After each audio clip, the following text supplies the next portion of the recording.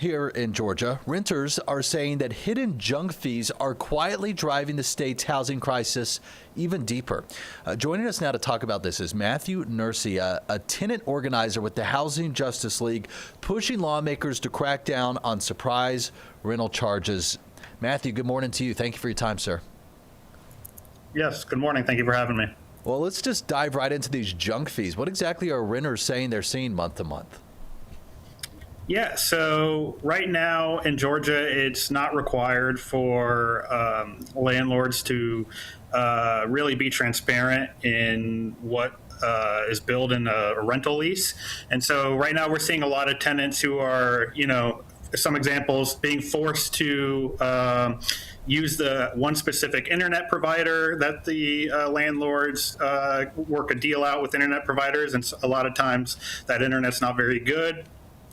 We see a lot of tenants that are being charged for services that they aren't receiving, such as trash pickup, things like that, maintenance. We've even seen something called January fees, which are just an extra fee added on at the end of the year, which is not included in the original rent price. And are you seeing this mostly with independent landlords who own a home or two here, some duplexes, or are we talking about some of the big apartment complexes we see too? Yeah, I think it might not come as a surprise to a lot of folks that we see the corporate landlords, the large outside investors, are usually the culprits of a lot of these junk fees, a lot of mass evictions.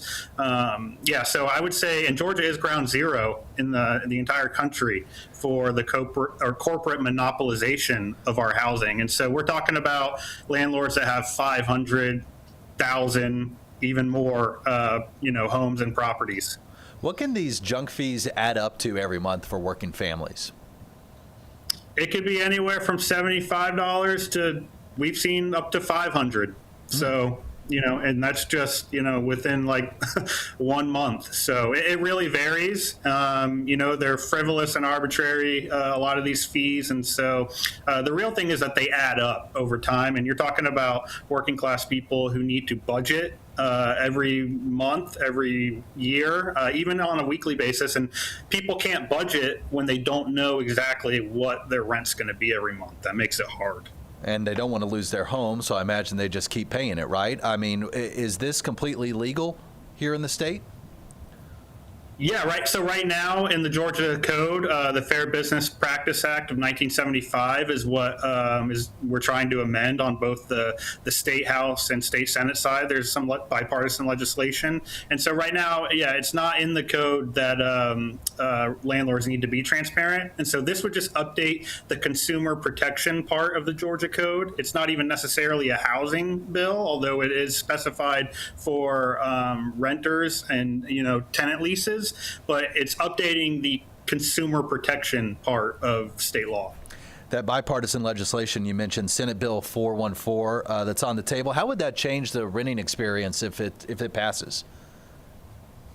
Yeah, like I said, it would just make budgeting easier for working class people who, most of us, 60% of Americans live paycheck to paycheck. So this would be a really big deal. This would be a huge win. And I think it's something that everyone can get behind. We want to just a fair playing field, a fair marketplace. And that's all we're trying to do is, we're not going after landlords. We just want things to be transparent. So it wouldn't necessarily cap these fees.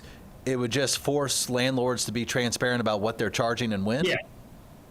Yes, exactly. It would just, it wouldn't put a cap on fees. It would just say that whatever you are going to be charging needs to be explicitly put into the lease at the time of signing the lease up front, right? Okay. So that people know what to expect. And they can budget for it appropriately. Matthew, anything else you want folks to know about this moment we find ourselves in when it comes to affordability in the state?